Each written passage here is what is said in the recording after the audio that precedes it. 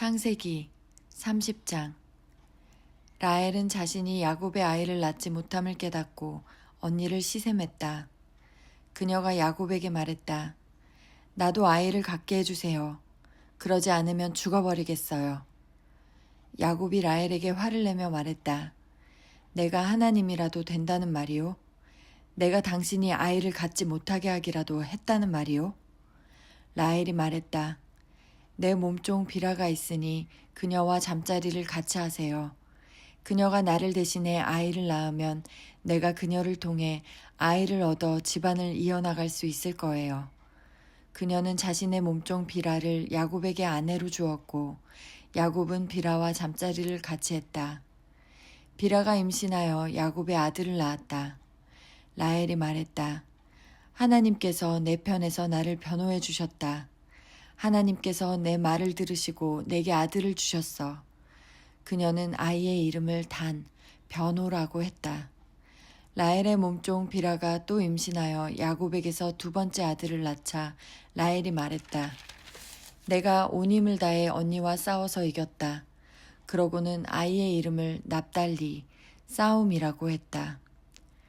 레아는 자신이 더 이상 아이를 낳을 수 없다는 것을 알고 자신의 몸종 실바를 야곱에게 아내로 주었다.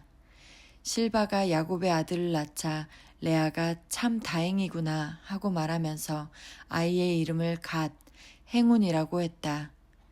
레아의 몸종 실바가 야곱에게서 두 번째 아들을 낳자 레아가 참 행복한 날이다. 여자들이 나의 행복을 보고 축하해 줄 거야 하고 말했다. 그러고는 아이의 이름을 아셀, 행복하다라고 했다. 밀 수확이 있던 어느 날 르우벤이 들에서 합판채를 발견하고는 그것을 집으로 가져와 자기 어머니 레아에게 주었다. 라헬이 레아에게 물었다. 언니의 아들이 가져온 합판채를 좀 얻을 수 있을까요? 레아가 대답했다. 내게서 남편을 빼앗아 간 것으로는 부족하더냐?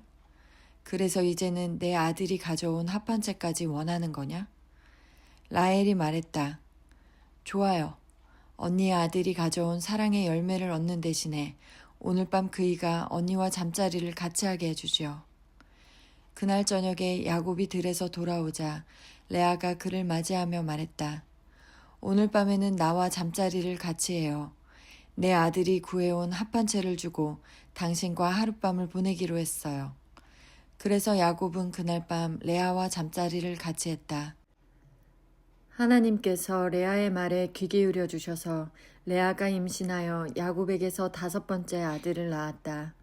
그녀가 말했다. 내 몸종을 남편에게 주었더니 하나님께서 내게 갚아주셨다. 그녀는 아이의 이름을 이사갈, 교환했다 라고 했다. 레아가 또 임신하여 야곱에게서 여섯 번째 아들을 낳고는 하나님께서 내게 큰 선물을 주셨다. 내가 아들 6을 낳았으니 이제는 남편이 나를 존중해 줄 거야 하고 말했다. 그녀는 아이의 이름을 스불론이라고 했다. 그녀는 마지막으로 딸을 낳고 아이의 이름을 디나라고 했다. 그때에 하나님께서 라헬을 기억하셨다. 하나님께서 그녀의 말에 귀 기울이시고 그녀의 태를 열어주셨다. 그녀가 임신하여 아들을 낳고는 하나님께서 나의 수치를 없애주셨다 하고 말했다. 그녀는 하나님께서 내게 아들을 하나 더 주시면 좋으련만 하고 기도하며 아이의 이름을 요셉, 더하다 라고 했다. 라헬이 요셉을 낳은 뒤에 야곱이 라반에게 말했다. 제가 고향으로 돌아가게 해주십시오. 장인 어른을 섬기고 얻은 제 아내들과 자식들을 제게 주십시오. 제가 장인어른을 위해 얼마나 열심히 일했는지 장인어른도 잘 아십니다. 라반이 말했다. 맞는 말이네. 내가 점을 쳐보니 하나님께서 자네 때문에 내게 복을 주셨다는 것을 알겠더군. 그러고는 이렇게 말을 이었다. 내가 얼마를 주면 좋을지 정해보게. 내가 자네에게 주겠네. 야곱이 대답했다. 제가 한 일이 장인어른께 얼마나 가치가 있었는지 제가 장인어른의 가축을 돌보는 동안 가축이 얼마나 불어났는지 장인어른도 잘 아십니다. 제가 여기 왔을 때만 해도 장인어른의 재산이 보잘것없었으나 이제는 크게 불어났습니다. 제가 한 모든 일이 장인어른께는 복이 되었습니다. 이제는 제가 제 가족을 위해 무언가를 해야 하지 않겠습니까? 그래, 내가 자네에게 무엇을 해주면 되겠나? 야곱이 말했다. 아무것도 해주지 않으셔도 됩니다. 다만 이렇게 하면 어떻겠습니까? 제가 목장으로 돌아가서 장인어른의 가축대를 돌보겠습니다. 오늘 모든 가축대를 샅샅이 살펴서 얼룩지거나 점이 있는 양과 검은 새끼 양과 점이 있거나 얼룩진 염소들을 골라내십시오. 그것들이 제 품삯이 될 것입니다. 그리하면 장인어른께서 제 품삯을 조사하실 때 저의 정직함을 확인하실 수 있을 것입니다. 장인어른께서 얼룩지지 않고 점이 없는 염소나 검지 않은 양을 발견하시면 제가 그것을 훔친 것으로 아셔도 좋습니다. 라반이 말했다. 좋네. 그렇게 하지.